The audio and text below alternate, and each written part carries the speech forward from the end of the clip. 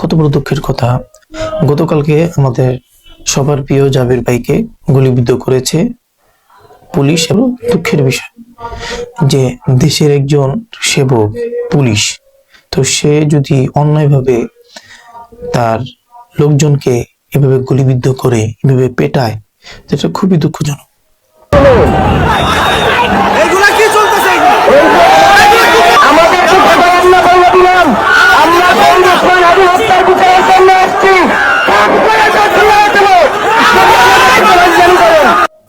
জাবের ভাই কি চেয়েছিলেন, অথবা ইনকিলাব মঞ্চের যে সদস্যরা আছে তারা কি চেয়েছিলেন? তারা শুধু একটাই চেয়েছিলেন, সেটা হচ্ছে ন্যায্য দাবি, সেটা হচ্ছে শরীফ ওসমান হাদি ভাইয়ের হত্যার বিচার। এটা কি কোনো অন্যায়? এটা কি কোনো অপরাধ? এটা কি কোনো জঘন্যতম কাজ, অপরাধ, যার কারণে তাদেরকে এভাবে পেটানো হলো? তারা তো ইনসাফ চেয়েছে, তারা তো হক বিষয় চেয়েছে, তারা তো সরকারের কোনো বিষয়ে নাক গলান নাই, তারা তো অন্যায়ভাবে কোনো কাজে লিপ্ত হন নাই। তারা তো একটি ন্যায্য দাবি, যেটা বাংলাদেশের সকল মানুষ চায়, ধর্ম বর্ণ নির্বিশেষে সকলেই চায়, দল মত নির্বিশেষে সকলেই চায়, সেটা হচ্ছে শরীফ ওসমান হাদি ভাইকে যে হত্যা করেছে তার যেন বিচারটা করা হয়। কারণ শরীফ ওসমান হাদি ভাই একজন জনদরদী সেবক, একজন সাহসী বিপ্লবী বিদ্রোহী একজন মানুষ ছিলেন, যিনি ভারতের আধিপত্যবাদের বিরুদ্ধে তিনি কাজ করে গিয়েছেন, সংগ্রাম করে গিয়েছেন। ভারতের বিরুদ্ধে যারা দেশের শত্রু, দেশের স্বাধীনতার শত্রু, দেশের সার্বভৌমত্বের শত্রু, যারা দেশের জনগণের উপর জুলুম করে, যারা দেশের জনগণের উপর অত্যাচার চালায়, পাথর দিয়ে হত্যা করে, গুলি চালায়, এই সমস্ত লোকদেরকে দেশ থেকে বয়কট করা, এদের হাত থেকে জনগণকে রক্ষা করার জন্যই তিনি আমৃত্যু সংগ্রাম করে গিয়েছেন। তো হাদি ভাই শুধুমাত্র দেশের জন্য, দেশের মানুষের শান্তির জন্য তিনি কাজ করে গিয়েছেন। তিনি নিজের প্রিয়তমা স্ত্রী, নিজের সন্তান, তাদের ভালোবাসাকে ত্যাগ করেছেন। নিজের মা, নিজের ভাই বোন, তাদের সকলের ভালোবাসাকে পরিত্যাগ করে দেশকে ভালোবেসে, দেশের জনগণকে ভালোবেসে, দেশের সার্বভৌমত্বকে ভালোবেসে তিনি লড়াই করে গিয়েছেন। এর বিনিময়ে কি হলো?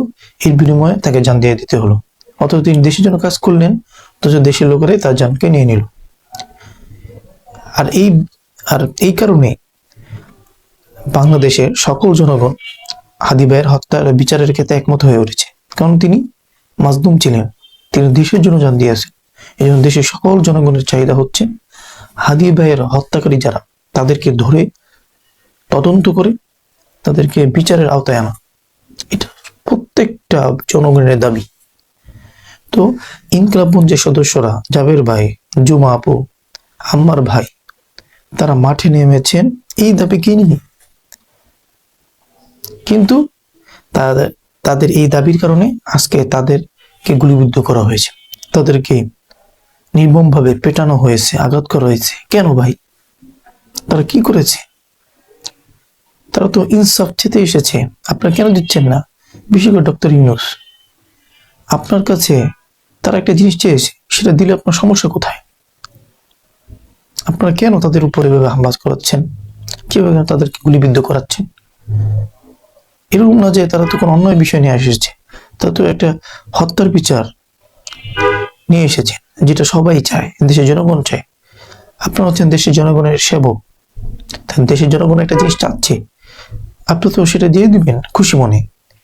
কিন্তু সেটা না করে উল্টো তাদের উপর হামলা চালাচ্ছেন। জনগণকে আপনাকে এই জন্য ক্ষমতায় বসাইছে।